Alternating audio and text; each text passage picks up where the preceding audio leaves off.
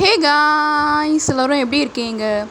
கீபோர்டில் லெட்டர்ஸ் எல்லாம் அல்ஃபாபெட்டிக்கல் ஆர்டரில் இல்லாமல் ஏன் மாற்றி மாற்றி வச்சுருக்காங்க? ஒரு நிமிஷத்தில் எதனால் 60 செகண்ட்ஸ் இருக்குது? ஜாப்பனீஸில் இருக்கிற most of the phone water ப்ரூஃபாக இருக்குது. அதுக்கு என்ன ரீசன்? அலாம் கிளாக் கண்டுபிடிக்கிறதுக்கு முன்னாடி எல்லாரும் எப்படி எந்திரிச்சிருப்பாங்க? பெசஞ்சி டாக் எதனால் யூனிக்? இந்த மாதிரி இன்ட்ரெஸ்டிங்கான ஃபேக்ட்ஸை பற்றி தெரிஞ்சுக்கணுமா? மறக்காமல் லைக் பண்ணிவிட்டு வீடியோவை கன்டினியூ பண்ணுங்கள்.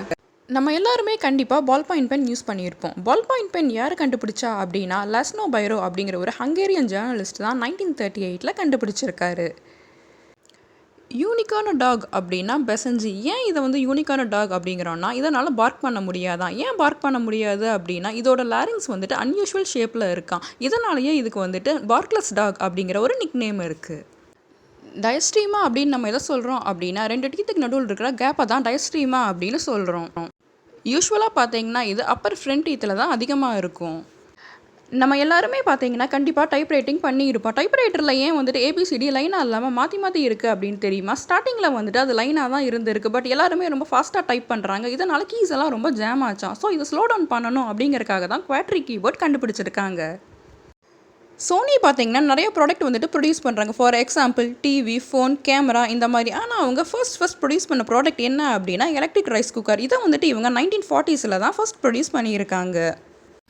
ஒரு நிமிஷத்துக்கு 60 செகண்ட்ஸ், அப்புறம் ஒரு மணி நேரத்துக்கு 60 மினிட்ஸ். இது எதனால் அப்படின்னு தெரியுமா?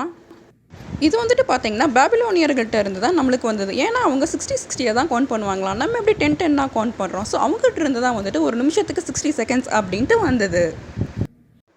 அலாரம் கிளாக் கண்டுபிடிக்கிறதுக்கு முன்னாடி எல்லாரும் எப்படி எந்திரிச்சிருப்பாங்க அப்படின்னு யோசிச்சுருந்துருக்கீங்களா? ஏன்ஷியன்ட் பீப்புள் பர்னிங் கேனில் தான் யூஸ் பண்ணாங்களாம். இதோ நான் வீடியோவில் காமிச்சிருக்கிற மாதிரி. அவங்க பர்னிங் டைமை கால்குலேட் பண்ணி வச்சுருந்தாங்களாம். அதுக்கு தகுந்த மாதிரி கேண்டலில் நெயில்ஸை ஃபிக்ஸ் பண்ணி வச்சுருந்தாங்களாம். ஸோ கேண்டில் மெல்ட் ஆகி நெயில்ஸ் கீழே விழுகும் போது அந்த சத்தத்தை கேட்டு அவங்க முழிச்சுக்கிட்டாங்களாம். ஜப்பானில் இருக்கிற most of the mobile phone பார்த்தீங்கன்னா வாட்டர் ப்ரூஃபாக இருக்குது. இது எதனால் அப்படின்னா மோஸ்ட் ஆஃப் த பீப்புள் ஜப்பானில் பார்த்தீங்கன்னா ரெஸ்ட் ரூமுக்கு மொபைல் ஃபோன் எடுத்துகிட்டு போகிற பழக்கம் இருக்கான். சப்போஸ் மொபைல் ஃபோன் மிஸ் ஆகி தண்ணியில் விழுந்துட்டா என்ன பண்ணுறது? அதுக்காக தான் அவங்க மோஸ்ட் ஆஃப் த மொபைல் ஃபோனை வாட்டர் ப்ரூஃபாக கண்டுபிடிச்சிருக்காங்க. நம்மளால் பார்த்தீங்கன்னா நம்மளோட நாக்கில் இருக்கிற டேஸ்ட் பட்ஸை கண்ணில் பார்க்க முடியாது. அப்புறம் குட்டி குட்டியாக இருக்கிற பம்ப்ஸ்க்கு பேர் என்ன அப்படின்னா பேப்பிலை. நம்மளோட டேஸ்ட் பட்ஸை மைக்ரோஸ்கோப் யூஸ் பண்ணி மட்டும்தான் பார்க்க முடியும்.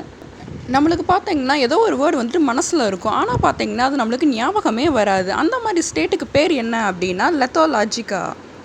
நீங்கள் அந்த மாதிரி ரொம்ப நேரம் யோசிச்சு ஏதாவது ஒரு வேர்டை கண்டுபிடிச்சிருக்கீங்களா? மறக்காமல் என்ன அப்படின்ட்டு கமெண்ட் பண்ணுங்கள். ஓகே ஃப்ரெண்ட்ஸ், இந்த வீடியோ உங்களுக்கு பிடிச்சிருந்ததுன்னா மறக்காமல் சப்ஸ்கிரைப் பண்ணுங்கள். உங்கள் ஃப்ரெண்ட்ஸ் அண்ட் ஃபேமிலி கூட ஷேர் பண்ணுங்கள். ஓகே ஃப்ரெண்ட்ஸ், பாய்.